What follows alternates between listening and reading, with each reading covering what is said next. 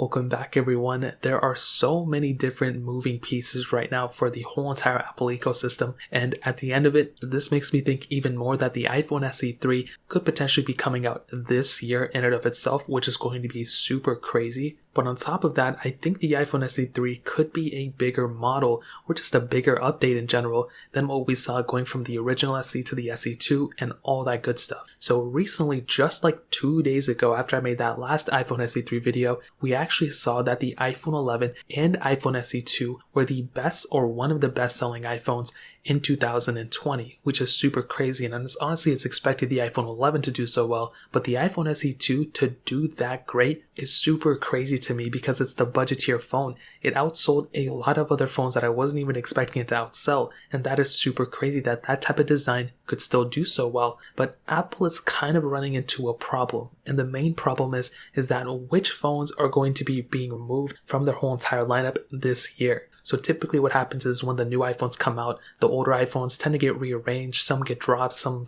kind of stay, but with the iPhone 12 series, it's looking like for the most part all those iPhones are probably going to go. I want to kind of say like the 12 Pro and 12 Pro Max are 100% going out. Those are not staying. The 12 mini was one of those phones I'm 50-50 on, but I really do think that's probably not going to stay either, mostly because Apple's really selling too many of them and it kind of already has a bad connotation, so they may rebrand it in some way as the iPhone SE 3, but I don't know, that's like 50-50 and I'll get into that in a second. If anything, I think the iPhone 12 may stay as well, but as stated before, the next generation of iPhones aren't looking to be like a crazy humongous remodel besides, smaller notch and maybe some other things. If the iPhone 12 stays, it may cannibalize some other sales, and because that phone is already like over $800, it's not like dropping it $100 is going to make it that much better. People are probably going to expect a cheaper price tag for that phone. So Apple's kind of running into a problem of, which phones are going to stay. And this kind of makes me think that Apple may actually end up dropping support for the iPhone XR. They may end up shifting over the iPhone 11 and maintaining that iPhone 11 there, which they already sell, and they may actually simultaneously still sell an iPhone SE 3, but in some way I'm not too sure where all these phones line up, because if they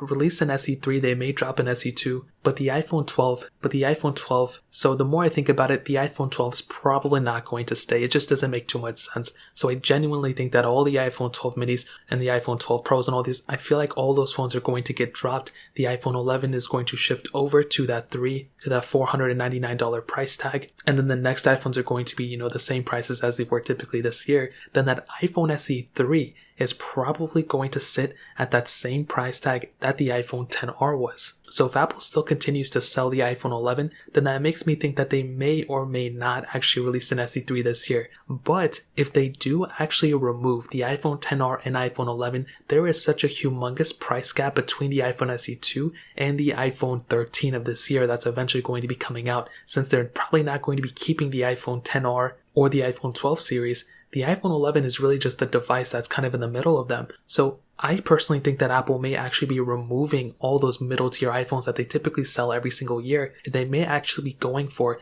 the iPhone SE lineup since it's doing so well. Apple is selling so many. So they may rebrand those, in between iPhones as the iPhone SE lineup to make more people want to buy them, thus making that body type, personally to me, the iPhone XR body, as I mentioned before. So hopefully that makes a little bit more sense. Basically, the iPhone 12 series are probably going to be removed come September, replaced with the 13 series. Unsure if the iPhone 13 mini is going to be there or not, but then the middle tier iPhones, so the XR and 11, that, the $499 to about $699 price tag is probably just going to be where that iPhone SE 3 lines up, and Apple is still continuously probably going to sell the iPhone SE 2 at the same time. So that's a quick little update. I mean, the fact that the iPhone SE 2 is selling this extremely well means that people want a cheaper phone rather than a more expensive phone with more features. The numbers don't lie, so that's pretty much what we know. So if you guys have any other questions or anything like that, let me know in the comment section below. Hit the like button, that'll mean so much, but definitely hit that subscribe button. Every single subscriber that we get really does count,